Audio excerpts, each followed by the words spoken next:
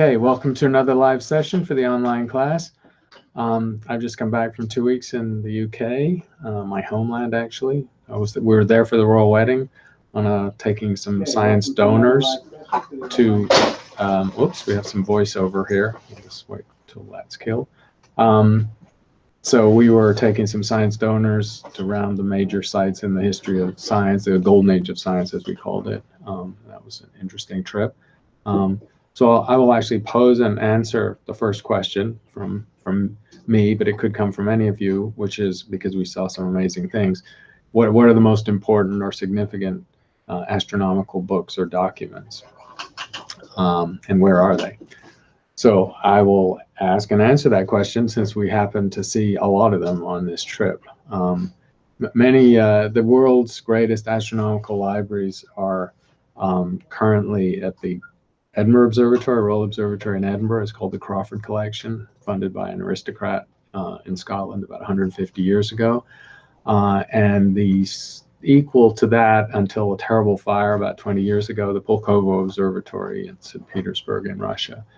Since that fire, they lost half of their collection. It's a terrible thing. Of course, there was no fire.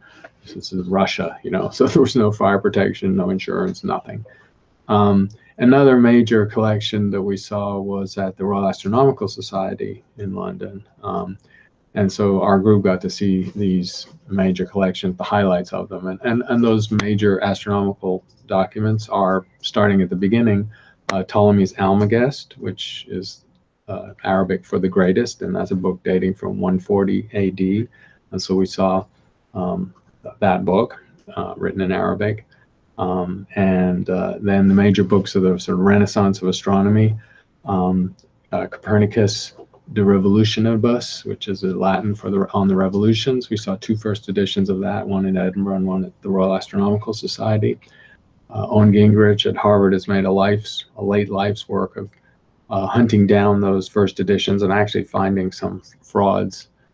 He's written a book about that, the greatest book. I think it's the greatest book that no one ever read. We also saw the books by Brahe, which describe his observations and his sort of wrong-headed epicyclic cosmology. Books by Kepler, of course, his Harmony of the Spheres. The book was open to us on the page where he actually lays out the musical scales corresponding to each of the planets, echoing the Greek idea of the harmony of the spheres. The Galileo books, probably most notably Sidereus Nuncius, which is Galileo's pamphlet written in 1610, where he described his observations with the early telescope of the moons of Jupiter and the phases of the moon and sunspots. It's a brilliant piece of work because he wrote in Italian, the first scientist not to write in Latin, to use his native language, and it's a pamphlet sized because he wanted to reach a wide audience. So that was there, and other major astronomical books. And then, of course, at the end cap of this period of time is Newton's Principia, his masterwork on gravity from 1687. And on this trip, we actually saw three first editions of Principia, one at the Royal Astronomical Society, one at the Royal Observatory Edinburgh, and then at Cambridge, where we went to Trinity College, where Newton was a master, and saw his rooms from 350 years ago. I guess they changed the furniture and the drapes since then, but they were decorated in the period time.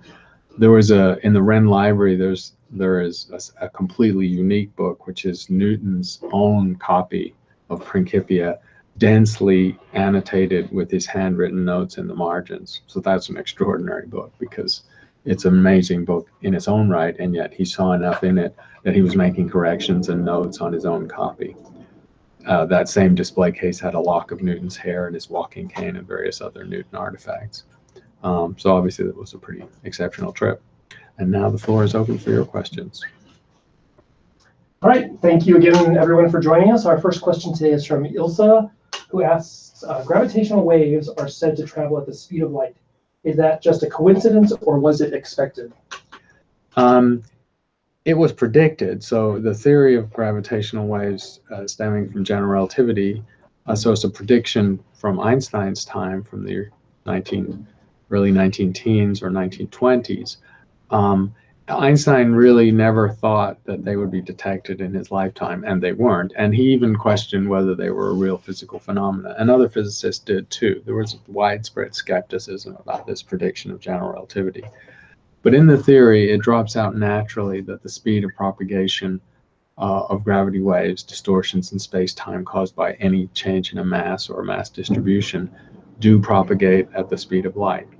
And of course, now that we've detected gravitational waves, and now we've had objects of the black hole mergers, of course, are dark, so there's no electromagnetic signal. But now that we've detected neutron star mergers, which give gravity wave signals and electromagnetic radiation, there's a direct confirmation that indeed the gravity waves travel at the speed of light. So it's no longer a conjecture, it's been confirmed.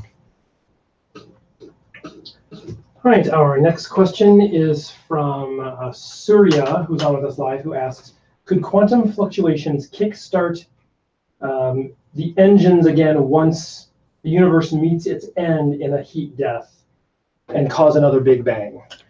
Yeah, an interesting question and speculation. So, right, the most important part of that question and topic is the fact that the physical universe is never entirely quiet, whether even as it dissipates in what is called a heat death of endless expansion, space-time is not completely quiet because quantum fluctuations exist in any vacuum. That's just a part of quantum physics that we confirm in the lab, so we know quantum fluctuations exist in a vacuum. And that would persist and continue even in a state where the universe had dissipated into a heat death. So the phenomena of quantum fluctuations should be part of the physical universe, whatever its overall state. The question of whether those quantum fluctuations could initiate another expansion, in other words, create within the dissipating space-time we live in a new bubble of space-time that, say, expands exponentially or linearly, and where there's a phase transition where you somehow can get mass and energy in that region, that's entirely unknown. So nobody really understands what the conditions were in our universe, in the Big Bang, the very early state of the universe, whereby quantum fluctuations could inflate the universe that we live in. That is not a prediction from any theory. There are theories of chaotic inflation and endless inflation, which are built around the idea of quantum fluctuations, but it's not a predictive theory. And it doesn't even post hoc explain the properties of our universe. So unfortunately, the simple answer to the question is we don't know. We don't have a mature enough theory to calculate such things. All right, our next question is from Julian, who's on with us live, who asks, what is your view on NGC 1052-DF2, or the galaxy that has little or no dark matter? So there have been a series of reports now.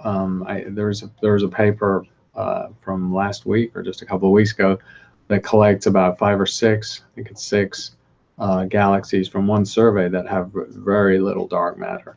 So it's no longer just one galaxy. These are starting to turn up in wide field surveys of galaxies where you have some diagnostic of how much dark matter there is. And just to back up for a second, the premise of the universe is that in the cosmic pie chart, dark matter outweighs normal matter by a factor of roughly 6. And then when we look at individual galaxies where we can measure the rotation curve or the velocity dispersion of the stars, and so weigh the galaxy overall, and then look at the mass in the visible matter, that same factor applies. So we think that this overabundance of dark matter over normal matter by roughly a factor of 6 is a widespread feature of the universe as a whole, and individual galaxies, groups of galaxies, and clusters. So to find any galaxy that deviates substantially from that is a big deal. And these galaxies, the observations seem to be fairly robust because the dark matter is again measured by the kinematics, which is a measure of total mass, and the visible matter is measured by the usual methods of seeing the stars, understanding their ages and masses, and inferring the total stellar mass. So these are anomalous galaxies, and the question then becomes, since they're still relatively rare and hard to find, did they just have some strange evolutionary history that led them to be devoid of dark matter?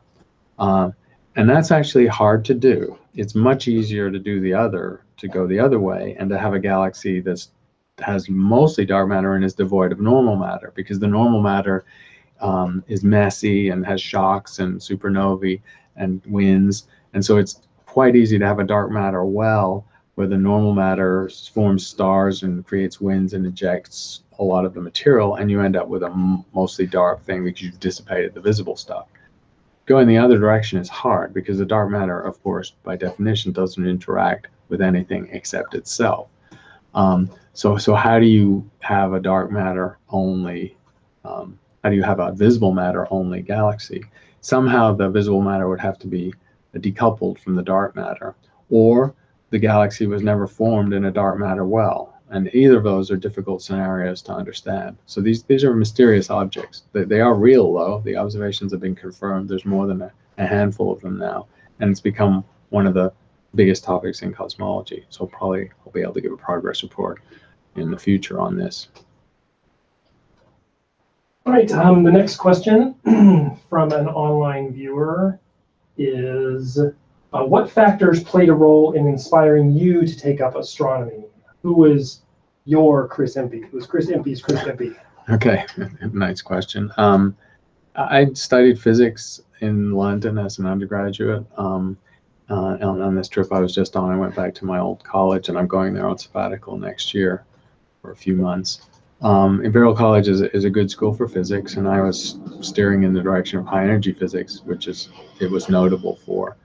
And I worked at CERN for a couple of summers my first and second years as an undergraduate. I worked at CERN, so I was sort of heading in the direction of particle physics, experimental particle physics. And I actually had a class, an inspirational class by a professor called Bob Joseph. He's an American who worked at Imperial College most of his career. Unfortunately, died a few years ago.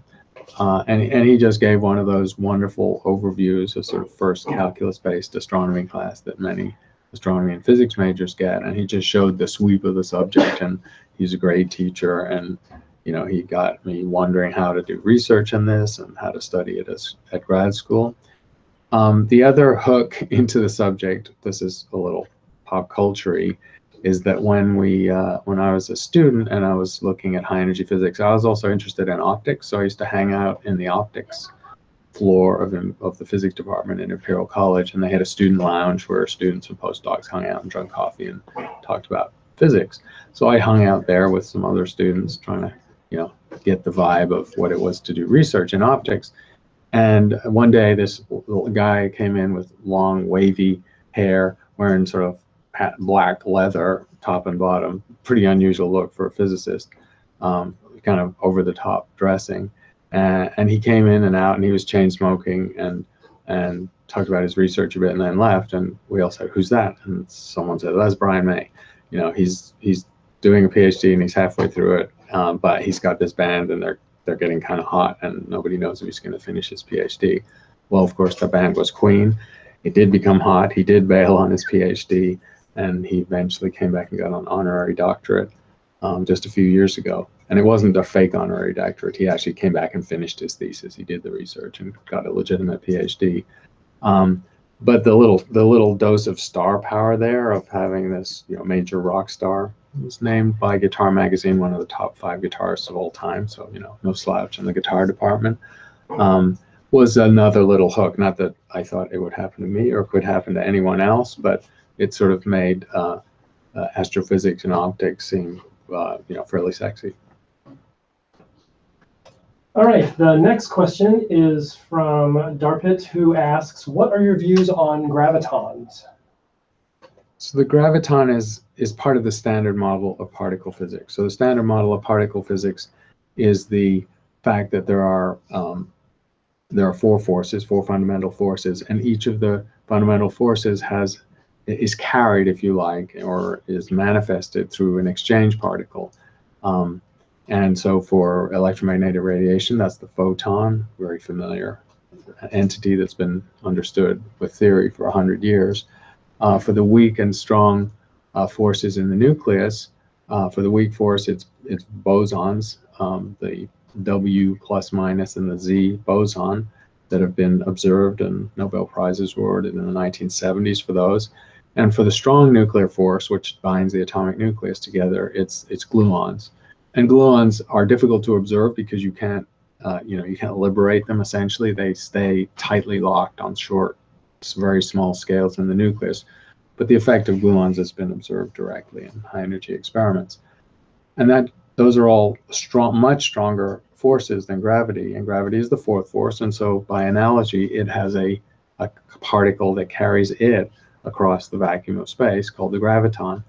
In quantum properties, it's a spin 2 particle. It's a boson, so it has an integer spin. Spin being a quantum mechanical property, not really reflecting spin like a top spinning.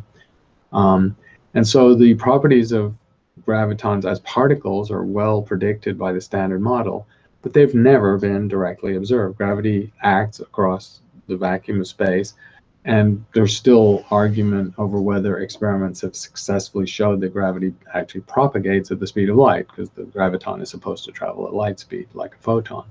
So that's very controversial whether that's ever been confirmed in a physics experiment, because it's a very difficult physics experiment to carry out, since you can't typically switch gravity on or off or mass on or off to see how it propagates. So the status of graviton is not proven. It's predicted by the standard model. Standard model is a really successful theory of fundamental particles, where the Higgs boson was the final piece in the standard model that was discovered just a few years ago at CERN. But the graviton is an unconfirmed piece of the standard model at this point. Our next question from an online viewer is, what is your opinion of the new Hawking-Hertzog theory that the universe is finite with only a few possible multiverses? Yeah, this is obviously a very technical paper, and I don't pretend to have read it in detail or understood it completely. I'm not a theorist. This is sort of Hawking's last work, his last work published after his death and done a few years before his death. So Hawking was sort of trying to make constraints. The multiverse is this, just sounds almost like a vague concept, that there's a large superset of potential starting states for any universe, and they can all coexist essentially. And our universe is one manifestation of these initial quantum states that plays out into the properties of the universe we observe. But that it's part of an ensemble, basically, and the multiverse is that ensemble. And people have struggled really for decades to develop a theoretical constraint on the ensemble. Is it an infinite ensemble, in which case there's an infinite set of possible laws of physics manifesting in different parts of the multiverse, or is it a constrained ensemble where only certain possibilities can occur? And so Hawking's paper is the first to apparently successfully constrain the multiverse in a significant way, and argue that there are bounds to the range of potential properties of entities in the multiverse. Now, this is not a testable hypothesis at this point. I don't think that paper ends up saying, okay, now if you go off and observe this, you can prove this idea right or wrong. This is really pure theory at this point. And as part of a large effort in this regard, there's probably dozens of papers a year written on similar subjects in it, and there's been 1,000 or more papers written on the multiverse in the last decade. All right, the next question is from Darpit, who asks, Richard Lighthouse says that the universe blinks at a frequency of approximately 1 trillion hertz. What does that mean, and what's your opinion on it? Okay, this one I'm going to punt on, because I don't know who Richard Lighthouse is or what this theory is. And it sounds a little suspicious that the universe has a frequency, or a fundamental frequency of a trillion hertz. So basically, I don't know the answer to that, because I'm not familiar with the reference. But it doesn't sound very legit to me on the face of it. I'd like to see a reference. Okay. Our next question is, what would happen if there are two stars that are close to each other, and the question says, what if one of them imploded and the other one exploded? But generally, what happens when two stars are near each other and they die? Right. So this is a very interesting area of astrophysics, because as we know, most stars are not isolated. The sun is an isolated star, and it actually is in the minority. So most stars are in binary or multiple systems. So it's really common to have two stars close together in space, bound by gravity.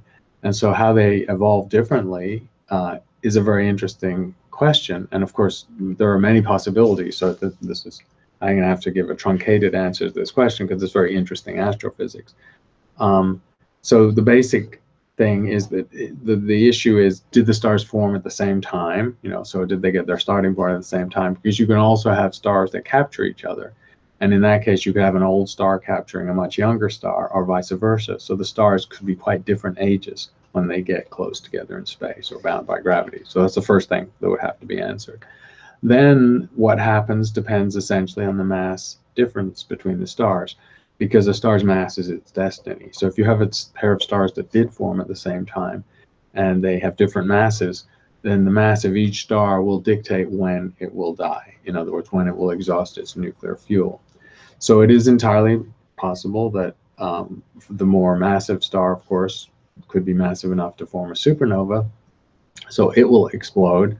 And if the much less massive star is probably just not going to end its life before that happens. So it's actually not a likely scenario to have one star imploding and the other star exploding, because stars don't really collapse until they've run out of all their fuel. And a low mass star like a white dwarf does eventually collapse to a white dwarf state, but it takes a long time to do so. So probably the closest to the scenario in the question would be if you had two massive stars, one of which was just a little more massive than the other. And so you had one star that died as an explosion, and of course within the exploding supernova is a collapsing core, and then the same thing happens to the second star, and so they could go off 1, 2 like that. As for the effect on each other, the explosion, the supernova, will disrupt the companion if it's close. That amount of energy could blow off the envelope of the companion. And so in a sense, the star that dies first, if it's exploding, can alter the life course of the second star. By losing mass from the second star, it will alter its trajectory in terms of a longer life, and may, for example, take it out of the realm of dying as a supernova and leaving behind a neutron star or black hole. So the first star could turn what was headed towards a supernova black hole object into a rather mundane white dwarf object evolving on a long time scale. So there are many scenarios, and astronomers have found examples of these different scenarios in the universe. It's a very rich area of astrophysics. And when you do observe binary stars at different phases of their evolution, you learn a lot about both stars. The fact that they're in a binary means you can use Kepler's law to get the mass of each star. And since mass is the most difficult thing to measure for stars, you have a great starting point for making a model of what's happening. We have two kind of related questions that are, what are the job opportunities in astronomy? And if I graduated in computer science, would it be possible for me to do a major or job in anything related to astronomy? Mm-hmm. So generally, the job opportunities in astronomy are, they're significant but limited by the fact that astronomy is a niche profession. So the number of professional astronomers in the American Astronomical Society, which includes people, working in universities, government labs, foundations, education institutions, government civil service, etc.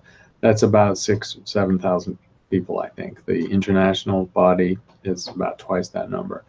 That's a small number. The number of physicists in the US is probably 10 or 15 times that. The number of chemists is 30 or 40 times that.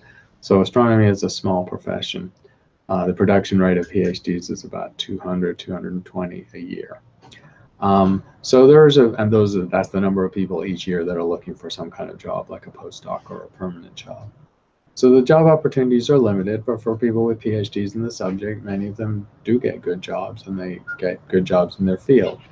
Probably about half get jobs in their field or closely related, and the other half get jobs in physics, which is much bigger and has much more employment opportunity, or software industry or financial markets, or really moving quite far out of science.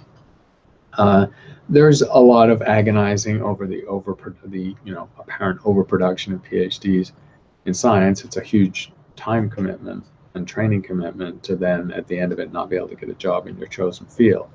So nobody likes that loss of talent or that effort that doesn't lead to a good job. And so people are leaving the field because they can't find jobs.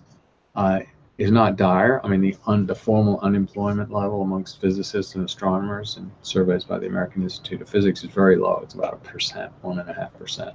So formally unemployment is low, but not everyone is getting jobs in the field of their choice. For the second question, how does degree in computer science prepare you potentially for working in astronomy? Actually, pretty well. I mean, if you had if you have a strong computer science background, especially you have both the university training and then some practical experience, or just a really good programmer, there are many jobs in astronomy, even though it's a small field, because astronomy is now a big data science. So all the major surveys that are being done, all the big telescopes that are being done, the Hubble Space Telescope, Space Project, NASA projects, these are very data intensive. And most professional astronomers have some training in data reduction and computational techniques, but not at the level that a computer scientist would. So there are very definitely specialist jobs for computer science training in all the big projects in astronomy, and in many university departments. There are people with joint appointments, for example, sometimes in computer science and astronomy. So if you had a computer science background and you overlaid some astronomy training, you'd actually be in an interesting position for these kind of jobs. And because we're technology driven, the fraction or the number of these jobs is probably growing a little faster than the overall number of jobs in the field. Right, our next question is from Srinath, who's on with us live, who asks, if the universe is expanding, what is it expanding into? More universe or nothing? So this is a common question because it sounds logical. If the universe is sitting in 3 dimensions, expanding like a balloon would expand, or an explosion, if you think of it as an explosion. It isn't really an explosion, so that analogy is flawed. Then it seems like it would have to be expanding into something. I guess the best way to answer that is in the model of the expanding universe, which is governed by general relativity. There's no external construct. In other words, the Big Bang and an expanding space-time in general relativity does not have to be defined with respect to an external medium. In other words, just within the theory and the mathematics of general relativity, it's an unnecessary hypothesis to say that it's expanding into anything. You don't need the anything.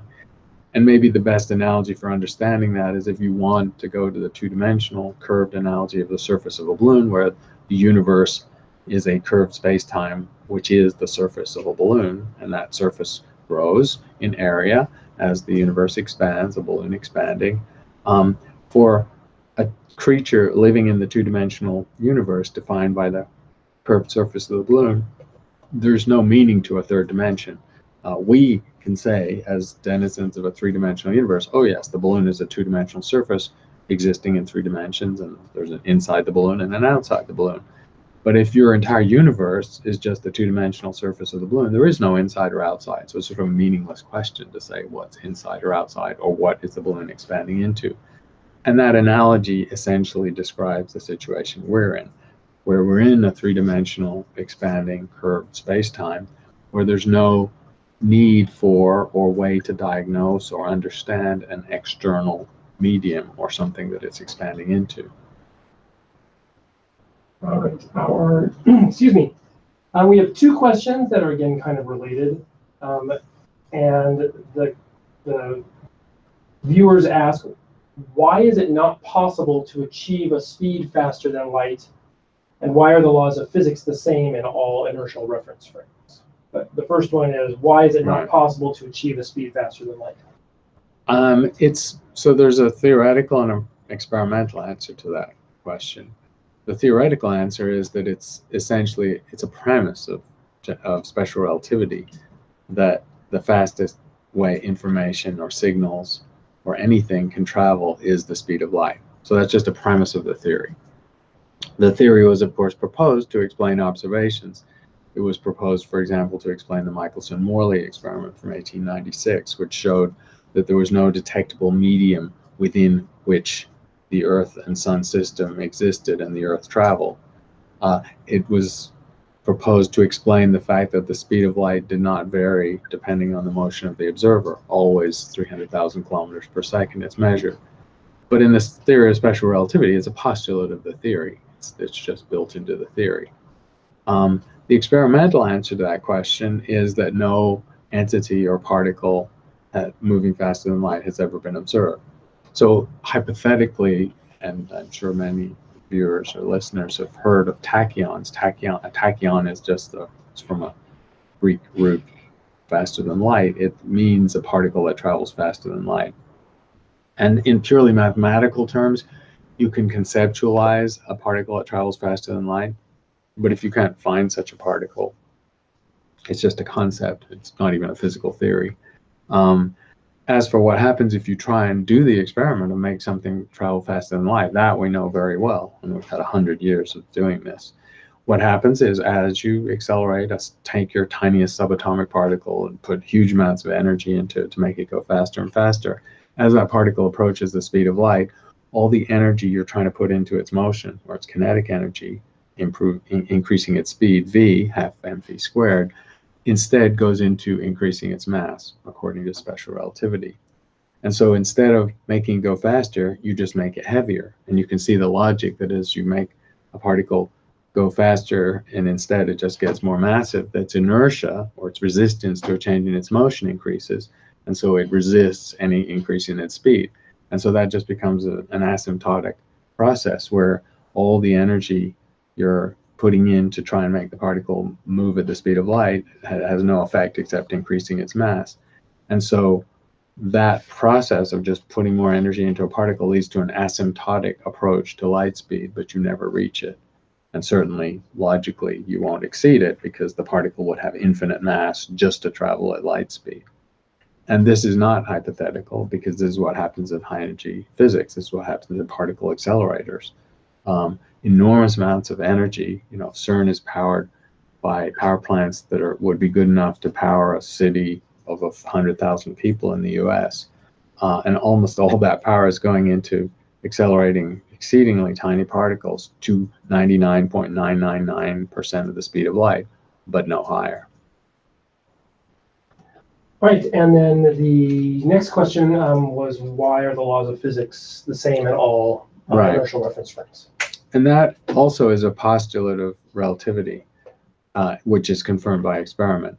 So the question is, why are the laws of physics the same in all inertial frames? First of all, we have to define terms. What does an inertial frame mean?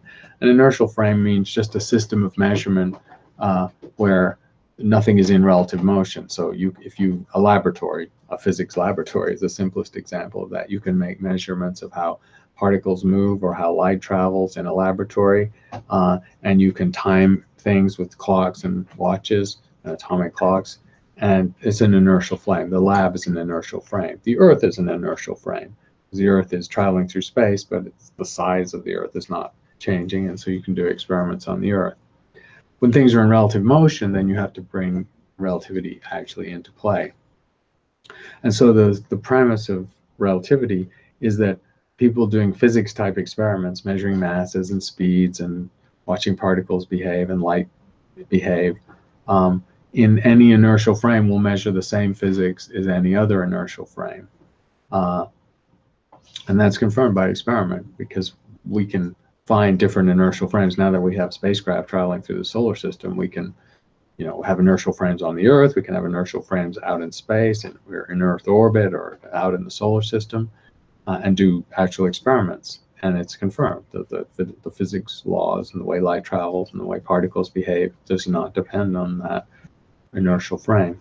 It's a sort of democracy, if you like, a democracy principle in physics, that there's no special frame of reference.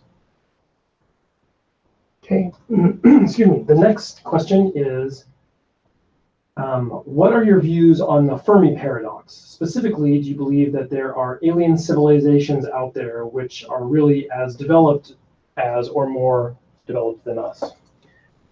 Yeah, it's an interesting question. My initial view of the Fermi paradox is that the term is probably misleading because I don't think it's formally a paradox. A paradox in linguistics or in general arguments is a is an argument that contains a contradiction within itself. That's a paradox, and the two things can't be true. So it's a sort of internally inconsistent statement or hypothesis, if you like. In that sense, it's not clear that the Fermi paradox really is a paradox. Probably the better way to refer to it is the Fermi question, and the question is, where are they? The underlying question is, are we alone in the universe as intelligent communicating entities? And the backdrop question is, where are they? So if we're not alone, why haven't we seen them? So it would only be a paradox if there was a strong hypothesis that predicted that we should see advanced intelligent aliens, and then we had a strong observation that they don't exist. Then you have a contradiction. But we don't have that contradiction. We may have a hypothesis that intelligent aliens exist, but it's not a hypothesis based on a good theory, because we don't have a general theory of evolution. We don't know how biology plays out elsewhere in the universe. We don't know that it's inevitable that creatures elsewhere should get as advanced as us or more advanced. I mean, it's plausible. I believe that it's plausible, but I don't think it's proven at all, or the only possible interpretation of biology in the universe. So we don't really have a theory. And then the observation part that's supposed to conflict with it, which is why people call it a paradox, is that we don't see the existence of such intelligent high-level aliens more advanced than us. And that's also a kind of weak statement, because at what level do we not see their existence? We've barely searched in the universe. Our capabilities are very poor. And so we have not searched space nearly well enough to decide that intelligent, sophisticated aliens don't exist. We're left arguing that if they existed, they would communicate, and if they communicated, we know about it. And since we don't know about it, they don't exist. And just a short little thinking about that sees how weak that logic is. So although it's a provocative issue and an interesting question, I don't think it's a paradox. And I think our level of knowledge of what happens in space and what biology leads to and how many biological experiments there are and how they play out, I think it's just so incomplete and primitive that we're still learning the rudiments of this subject. All right, the next question is from a live viewer, from Mohammed, who asks, time is figured relative to our planet, and if we were on a different planet, the time would be different. What will happen when we are in space, and how will we count the time? So this has become an interesting, an important practical question for NASA, because NASA's, ambitious enough to imagine that we'll start doing interplanetary travel. Humans will, and we certainly already have space probes that have been to every major object, all the planets in the solar system, and some smaller objects. And the question is, when you start doing routine business in the solar system, how do you measure time? How do you keep clocks? How do you synchronize things, especially when the synchronization is important? I mean, if you had spacecraft going to a planet with humans on it, and they needed to synchronize with a supply ship or a robotic probe that was part of the mission, you didn't want to get that timing wrong, or it'd be a disaster. People would die. So these are not trivial issues. They're quite important. Even getting satellites to communicate with each other and synchronize with each other is important. So NASA has worried about this. I mean, the gold standard on timekeeping, which used to be atomic and molecular clocks, is now optical clocks, sort of basically using super fast sort of picosecond optical switching networks, which are solid state, so there's no moving parts here. It's just pure electronics. Those are the most precise clocks we are able to construct as a byproduct of the electronics industry.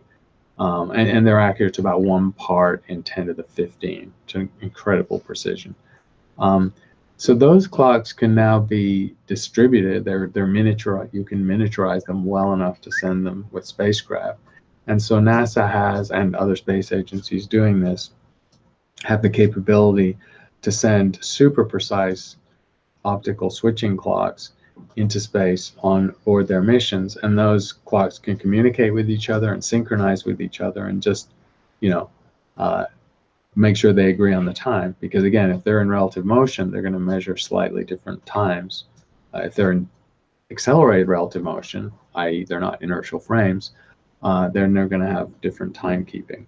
And most objects, of course, any object that's in orbit around another object is in an an accelerating situation. So it's going to have a timekeeping issue with respect to something stationary on the Earth, for example. So NASA's understood the importance of this topic. Has the theory of it is pretty well understood, both from the measuring standpoint of how these optical clocks work and from the theoretical standpoint of relativity. And I think it's pretty much built into the long-term, 10, 15, 20-year plans of NASA as we start moving around the solar system to have timekeeping, that works everywhere. Several students, since you mentioned Brian May, would like to know if you ever are in contact with him or if you are friends. Yeah, so I would not call him a friend. I met him once that first time when I was a callow youth, second year undergraduate, 18. I guess I went to college when I was 17, so I was 18, and he was an up and coming rock star. And I think I met him like 3 times since. So no, don't call him a friend, but he's a very iconic figure in British astronomy, because after having this amazing career with Queen, I'm sadly ending with Freddie Mercury dying of AIDS and the group disbanding. So they're not one of these groups that's reconstituted itself and goes and tours in their geriatric years. Brian May pretty much went back to his first love. He went back to astronomy, got his PhD, and he's now, I think, he has a senior administrative position in Britain's Open University, probably in charge of all science. So he's a senior leading light of science. He's written books. He gives public talks. He's very active. And so, in the British astronomy and science communication world, he's a really big deal, of course. And even for people who don't even know what group he was a part of. And he's very well spoken. I've seen him give one lecture, and I've watched a couple of videos of him not playing music but talking about astronomy. And he's a great spokesperson for the subject. Right. The next question is there any example of a truly isolated system in the universe? And the reason they're asking is because there's a BBC clip that shows an example of the second law of thermodynamics with a sandcastle. But if you think about it, it's really an open system because the wind carries sand in and out. So can we ever really talk about truly closed systems? Yeah, no, we can't. So it's a good question, because this is an area where physics has to make idealizations, which are not true in practice. So another good example of this is Newton's law of gravity. Newton's law of gravity applies, is perfectly precise when applied to 2 objects in space isolated from anything else. So it says that the force between them by gravity is the product of their masses and divided by the square of the distance between them. And that's perfectly precise. But that's not a real situation. You can never have 2 objects in space completely isolated from any other objects. So there's always something else there, even in the depths of intergalactic space or interstellar space. And so since gravity is an infinite range force, in practice, you're never isolated from gravity, even if you have those 2 objects. So in practice, Newton's law of gravity is never completely precise, perfectly precise. It's an approximation. And so the thermodynamic example is just another version of this. You can have objects with heat that have a temperature, they have heat, they're radiating as black bodies into space, and they're not isolated from the rest of the universe. So that radiation is flowing into a volume, it's changing the ambient temperature or energy density in the volume, and at some point that will, it'll be measurable, the fact that they are in an environment rather than completely isolated. Even the idea of a black body is an idealization that's not actually achievable in practice. Well, physicists, try and make as good black bodies as possible to calibrate their temperature scales. So it's a good question, because the answer is no. You can never have a truly isolated object in space. All right. The next question is, how can we get access to the latest research papers, discoveries, and inventions in the field of astronomy? Is there a magazine or a website? So the way anyone, because astronomers use pretty much, the journals have subscriptions, the major astronomical journals have subscriptions. So if you weren't at a university or astronomy institute, you'd have to be paying pay-per-view or pay for access. But to really get into the research, all you have to do is use the archive. So astronomers were one of the first adopters of the archive, which is spelled capital X I V. It was developed out of Cornell, I think 20 years ago now, by computer scientists, and they were the first, and then physicists and astronomers were very early adopters. And essentially all the preprints that eventually will be published in journals, some of which may be behind paywalls, appear as preprints in the archive server. And the number grows steadily. And so they're sitting there as PDFs, they're bundled with all their figures, or you can download the figures separately. And you can keyword search, and you can explore to your heart's content. Now there's thousands, 10 or 12,000 papers. I don't remember how many in archive per year. The number grows every year, but thousands, several thousand just a month, and tens of thousands a year of papers in astronomy. So you can just really be overwhelmed. So I'm going to suggest that's the full story. You're not going to miss anything. You can search on gravity waves in the archive, and you'll probably get dozens of papers a month that you could read. They're mostly going to be technical. But as a way to narrow the fire hose and have a slightly more approachable version of some of the most recent research, there's a nice project started by graduate students, including some from Steward Observatory here. But I think it was first started by Harvard grads, and then they opened the network to other universities. Called, oh shoot, Matthew, what's it called? The summaries of research papers. Oh, They're just zoning on the name. I can't remember. And this is horrible. Astrobytes. Astrobytes, yes. Good, thanks. Matthew saved me. Astrobytes, ASTROBITES. So you can just web search on that, and that's really nice because basically these grad students have used their judgment, and they work in all fields, to select a couple of papers a day pretty much. So 10, 12, 15 a week, covering all fields, and they write these nice self-contained summaries of these research papers with links back to the original. So that's a great way of getting the flavor of the field. If they're not dumbed down, they're not super popularized to the point where they're unrecognizable in terms of their research. They're written by young professionals who know how to write, and that's a great way to get started. And there are of course also magazines and journals, and magazines like Astronomy and Sky and Telescope that do have sort of summaries of research. But if you want to keep your finger on the pulse, then I would say Astrobytes. All right, we have time for just a couple more questions before we have to go. So the next one will be, how could I understand string theory with all of its rigorous mathematics? You need a PhD in theoretical physics, period. It's as simple as that, because I don't.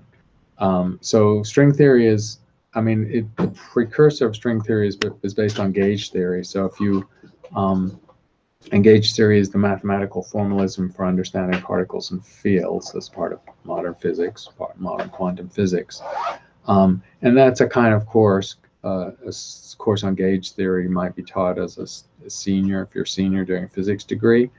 And that's the sort of base coat of paint you would need if you're an undergrad to even venture into the realm of string theory. But for string theory, essentially the formalism and the methods are purely graduate level or beyond. And so it's really not possible to jump into it without heavy preparation in physics, without essentially having already a good theoretical physics training at the bachelor's level with some graduate work beyond that. Right. The next, and I believe this will be our final question for today, is from Ryan, who asks, inside a star, how stratified are the layers of heavier elements going deeper? Or is it more mixed up and one could find some heavy molecules closer to the surface, or heavy atoms closer to the surface? Right. Yeah, it's easy to see these diagrams in textbooks and even some technical articles that sort of make it look like an onion skin. So you have a massive star, say you have a star 30 times the mass of the sun. By the end of its life, it will have it'll have burned fused nuclear material in shells, and the more outermost shells are less temperature, and so they're able to fuse less heavy elements. So there will be completely unfused hydrogen in the outermost shell, then hydrogen that's turned into helium beyond that, and then inside that carbon, and then inside that oxygen and nitrogen and so on up the periodic table, and you'll end up with an iron plasma core as it reaches the end of its life, because that's the most stable element. But that separation is not it's a gas ball, it's a plasma ball, so it's not, and it does have convection. So the simple answer is there's a lot of mixing. So there's a general concentration of the heavier elements towards the center of the star, because they can't be created except under suitable temperature conditions where fusion can lead to that massive atomic nucleus. But having created those different masses of atomic nucleus at the appropriate temperature, according to the distance within the star, those nuclei are then mixed by convection. So there will be iron nuclei even in the outermost layers of a 30 solar mass star where there's mostly hydrogen. So a significant amount of mixing occurring in all ways and at all levels. And that's it for today. That's it for today. Thanks very much. I'm off to Aspen Center for Physics, actually. No hardship, because it's going to be hot in Tucson and not so hot in Aspen. And we'll be back with you in a couple of weeks. Thank you.